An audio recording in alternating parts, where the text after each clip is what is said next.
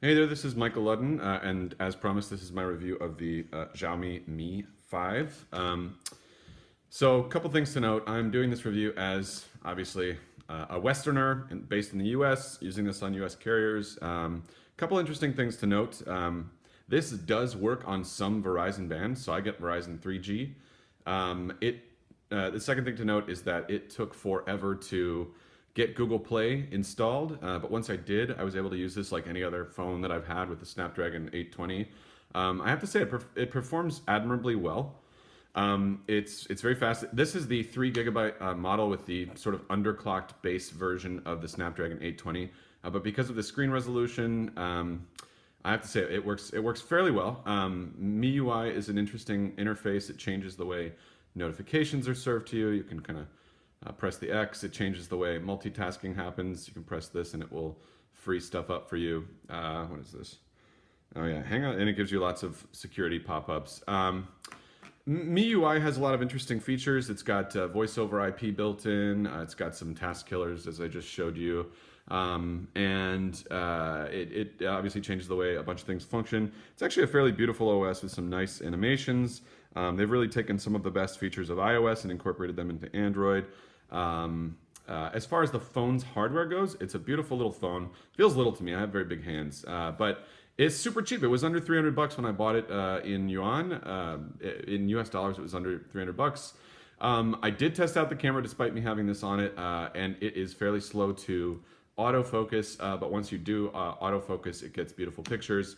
It is very slow compared to my Galaxy S7 Edge. And just to compare sizes, this is the S7 Edge here. It's a little bit bigger. It feels a lot bigger. It's actually a lot thicker as well. When I hold it in my hand compared to this, it feels much more meaty. Yeah, so, and the camera's much faster to autofocus on this.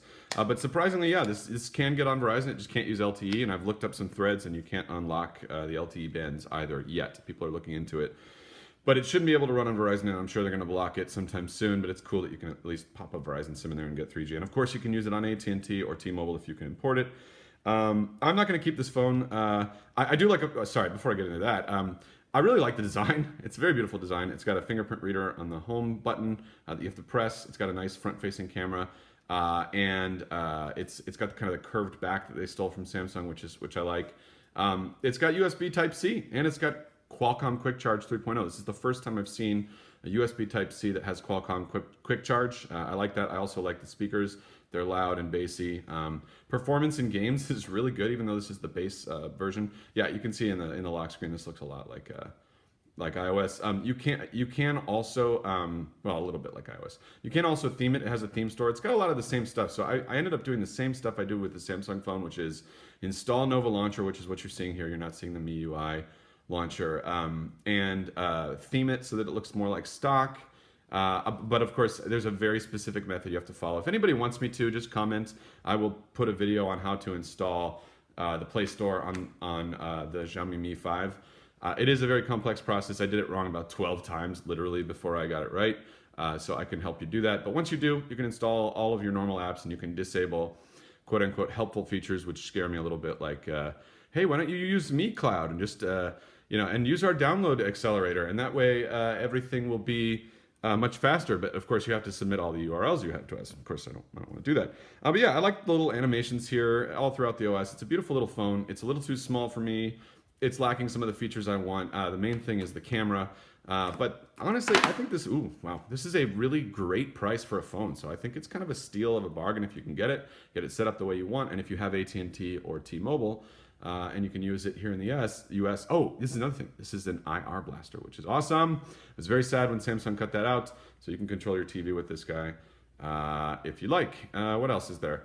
You can see around the side, oh, dual SIM, no SD card slot. So you can put two SIMs in and you can decide which one gives you battery, or I'm sorry, which one gives you data, which one is just a secondary phone number. I don't use that.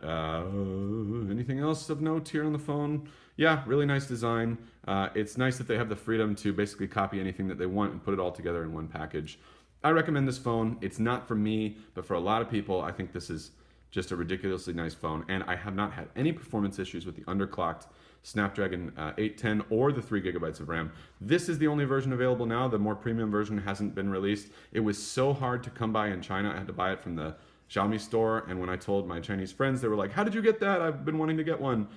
So if you want something like this, if this looks like something you will enjoy, get it if you can do it, especially if you're in China and you can find it at a Xiaomi store, or if you can even import it for a good price. Again, not for me, but for a lot of you probably. Thanks a lot.